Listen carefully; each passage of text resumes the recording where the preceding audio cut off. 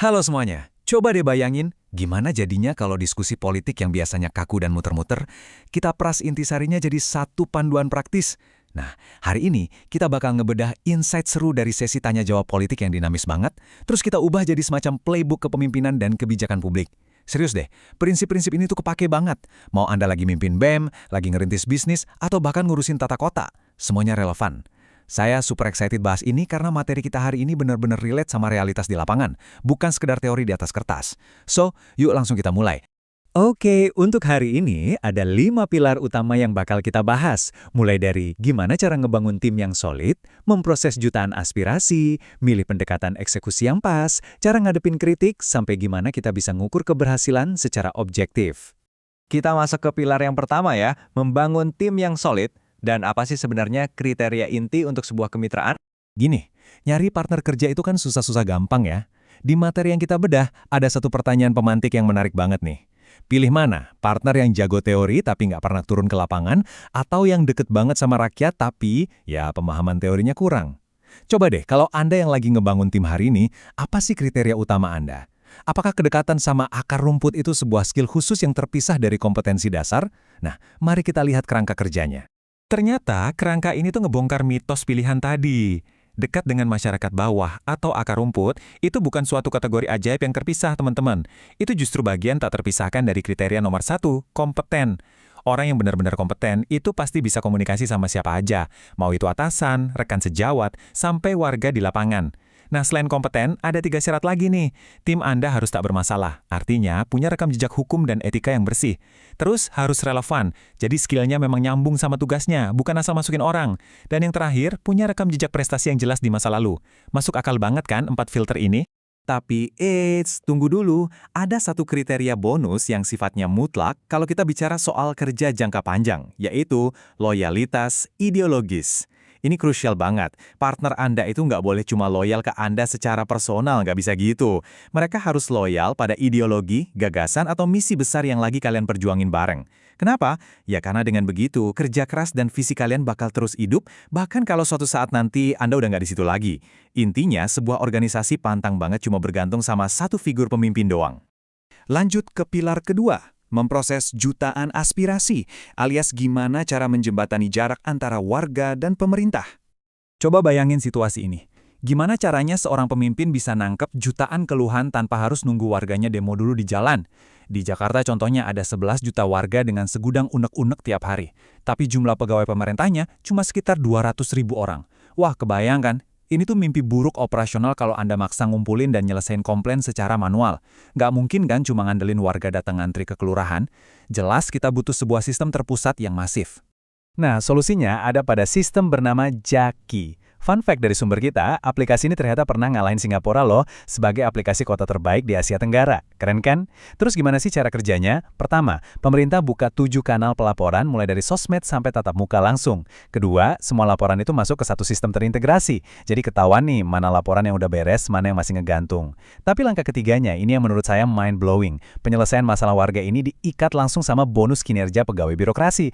Jadi kalau staf berhasil nyelesain laporan warga, mereka dapat bonus. Cerdas banget kan? Menyelaraskan kesejahteraan pegawai langsung dengan kepuasan warga. Sekarang kita masuk ke pilar ketiga, pendekatan gerakan versus programatik. Atau gampangnya, gimana sih cara mengeksekusi sebuah kebijakan di lapangan?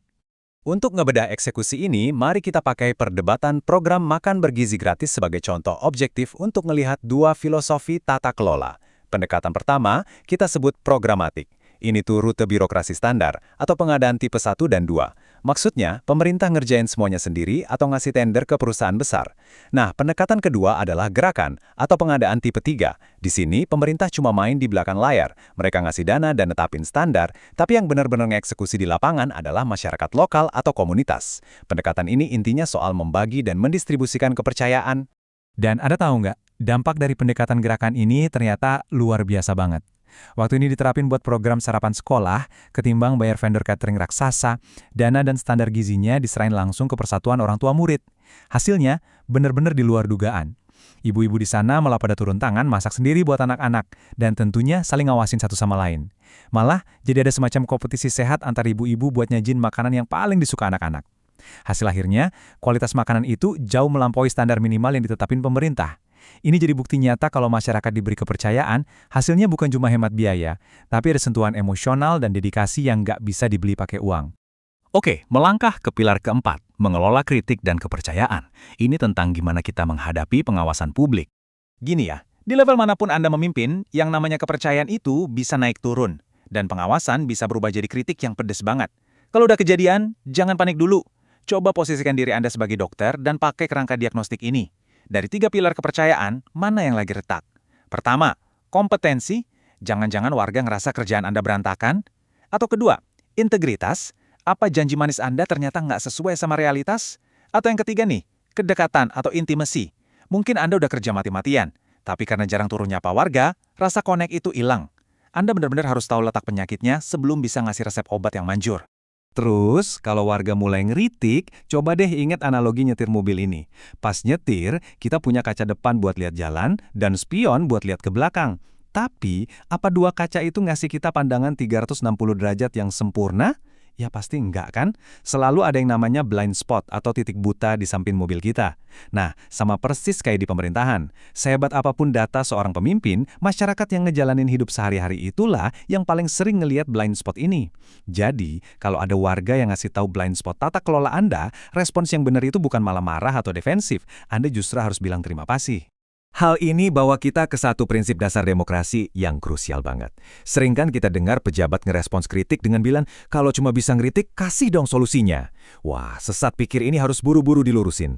Kenapa? Karena para pemimpin itu jalanin kebijakan pakai apa? Pakai uang pajak dari masyarakat. Karena dibiayai sama uang publik, warga punya hak mutlak. Sekali lagi, mutlak ya untuk nunjukin kelemahan atau kesalahan tanpa punya kewajiban sama sekali buat ngasih solusinya. Nyari solusi itu ya kerjaannya si pemimpin yang udah dipilih dan digaji sama negara. Publik mah cukup ngejalanin peran mereka sebagai pengawas yang kritis. Last but not least, pilar kelima, mengukur keberhasilan. Ini soal cara mengevaluasi kebijakan secara objektif. Untuk pilar terakhir ini, mari kita pakai metrik evaluasi yang paling simple, paling objektif, dan pastinya tanpa ampun. Jangan gampang terbuai sama retorika manis. Cara paling jitu buat nilai kinerja itu adalah menyandingkan dokumen rencana awal dengan pelaksanaan aktual di lapangan. Sederhana banget. Kalau di awal janjinya mau bangun 300.000 jembatan desa, pertanyaannya cuma satu. Coba hitung, berapa banyak jembatan fisik yang bisa dilewatin hari ini? Kalau targetnya ekonomi tumbuh 8%, realitanya sekarang di angka berapa? Kalau rencananya ngasih makan bergizi gratis buat sekian persen siswa, cek aja pagi ini berapa anak yang beneran nerima makanan itu. Intinya, kesuksesan itu cuma diukur dari satu hal, selisih antara apa yang dijanjikan di awal dengan realitas keras yang ada di lapangan. Nah, sebagai penutup, mari kita langsung coba praktekin framework ini. Coba deh Anda perhatiin kebijakan publik atau organisasi di sekitar Anda saat ini. Analisis gimana cara mereka milih tim, lihat reaksi mereka pas dikritik, marah atau berterima kasih, dan tanyakan satu pertanyaan pamungkas ini. Apakah hasil aktual di lapangan udah benar-benar sejalan sama janji manis mereka di awal? Terus asap pemikiran kritis Anda ya. Gimana? Seru banget kan pembahasan kita? Terima kasih udah belajar bareng hari ini, dan sampai jumpa.